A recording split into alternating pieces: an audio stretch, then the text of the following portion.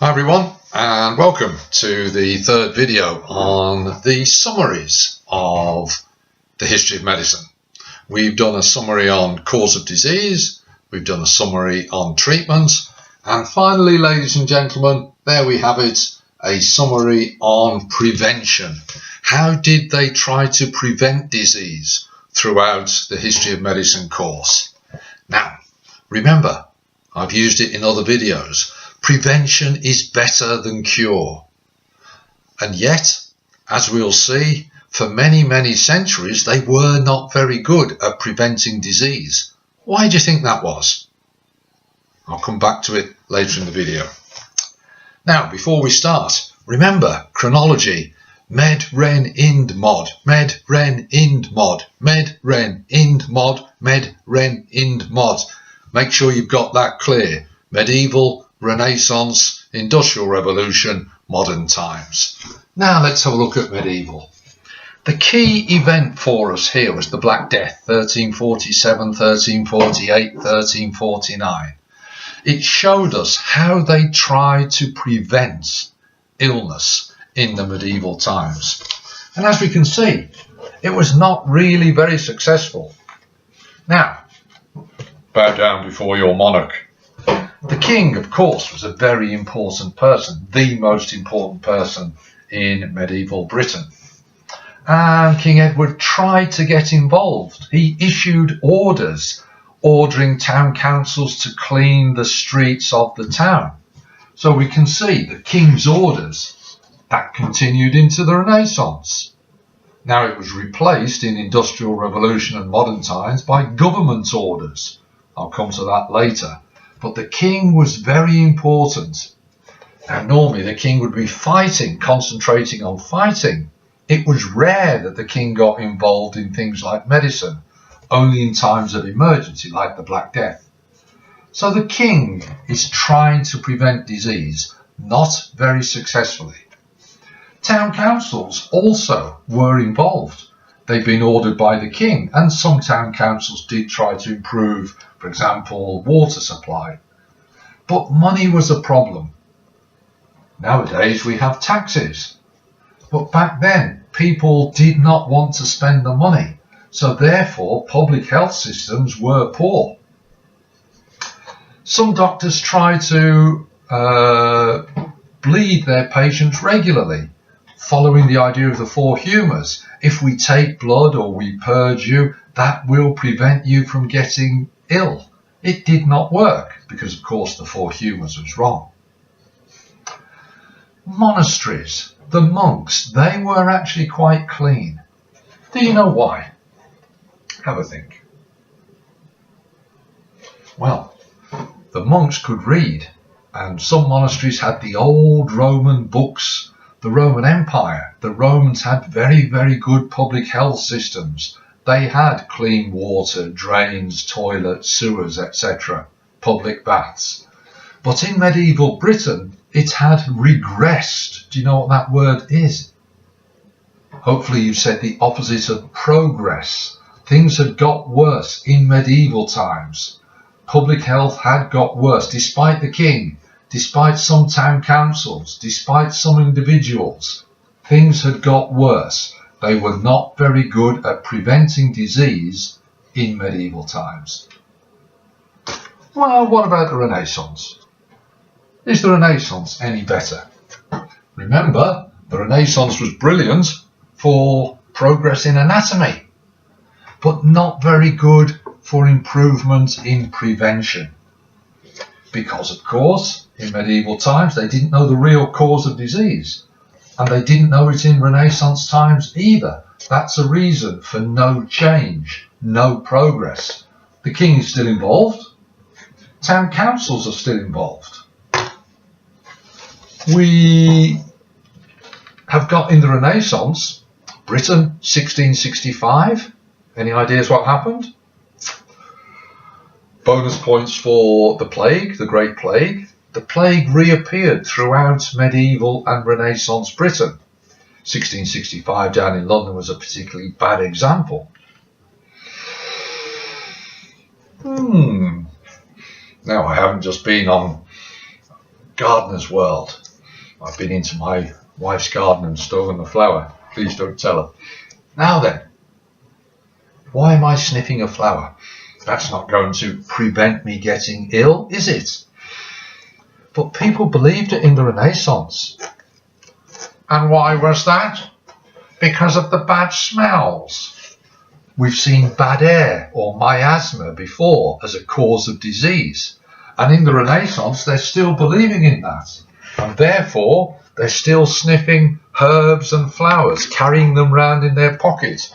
Ring-a-ring-a roses, a pocket full of posies. I'm sure you know that song.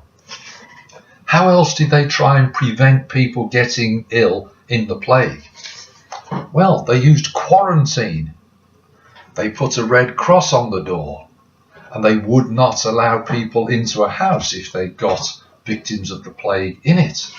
Quarantine was used. They also prayed the red cross and a prayer to God on the doors. Why are they still praying? Because they're still believing that God is a cause of the disease. Therefore, God can cure them or God can prevent them getting ill. Not much change. Key point. The first two periods of our course, medieval, Renaissance, not much change as regards prevention. But then we get to the Industrial Revolution, and now we do begin to get change. The government begins to get involved. Any ideas why? Well, hopefully some of you will have said 1861, Louis Pasteur, germ theory. Of course. Before 1861 though, who's getting involved then? Well, certain individuals are. Edwin Chadwick, 1842, did a report about the living conditions of the working class in the new industrial towns and cities. Florence Nightingale begins to improve the hygiene in the hospitals. So people are getting involved. The council is getting involved. At first, voluntary. 1848, the first Public Health Act. But the government said, you don't have to get involved. It was voluntary. Then, of course, we get Pasteur, germ theory, and then we get 1875, the second Public Health Act, where the governments are making it compulsory. You have to clean up your town, your streets, your water supply. So here is the change. Because the correct cause has been identified, we move towards the correct prevention. Governments moving away from their old policy of laissez-faire. Hopefully you know what that is if you've seen the other videos. Not my responsibility. Anything else in the Renaissance time as regards prevention? Well, there's one. Vaccinations. You know what's coming next? Smallpox vaccination. Edward Jenner, cowpox, smallpox. There's a video on it. Go and have a look if you need to refresh your memory. Vaccinations begin 1790s, and then after Louis Pasteur and germ theory, 1860s, 70s, 80s, 90s, more and more vaccinations to prevent people from getting ill. Public health is improving. It is beginning to get better in the Industrial Revolution because the correct cause has been identified and the government is now acting. Not just the king saying, oh, I think we should do that.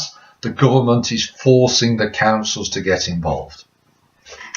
And finally, ladies and gentlemen, we move to modern times. Again, they are carrying on. The government is still carrying on the ideas from the Industrial Revolution. 1942, the Beveridge reports during World War II, identifying the 5 giants, the 5 things that were holding society back. And then after World War II, 1948, we get the NHS, the National Health Service. So throughout the 20th century, the governments have been involved. Right at the start of the century, 1906 to 1914, liberal reforms, old age pension, national insurance. There's a video on it. Go and check them out. So we see the government is carrying on this idea of involvement, being involved and responsible. Vaccinations. We've got more and more vaccines as the 20th century has progressed. And now we've moved into the 21st century. That is still happening today. We are still developing vaccines. For example, in the 21st century for certain types of meningitis, previously a terrible disease, we're beginning to vaccinate and prevent it. The big change, of course, in modern times are these two down here.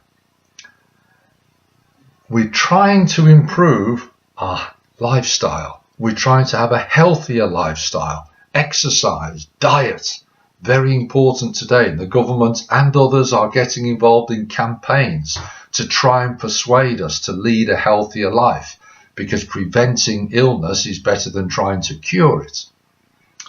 And the final one, because of DNA, 1950s, Crick and Watson, we now know about the genetic makeup of the humans. And we are doing genetic screening to say, aha, there's a possibility there that you are going to maybe have a disease in the future. Let's deal with it now. Genetic screening to prevent disease. What's caused the change in these two, Industrial Revolution and modern, compared to medieval and Renaissance? Any ideas? Well, knowledge has improved, germ theory, etc. Science and technology have improved. The government has got more involved. The government is ready and willing to spend money to help us lead healthier lives. So there we have it. Prevention. Please feel free to freeze frame it and use my copy, or do your own copy, ladies and gentlemen. But make sure you can see how prevention in some ways stayed the same, medieval, Renaissance, and then began to change. Remember those questions. Explain one way how prevention is different or similar over a period. Or explain why progress in prevention occurred over a period of time. Or explain why there was no progress over a period of time. Not much progress occurred. How much do you agree with this in prevention in a period of time? Or advances in prevention are more significant in period 1 compared to period 2. How far do you agree?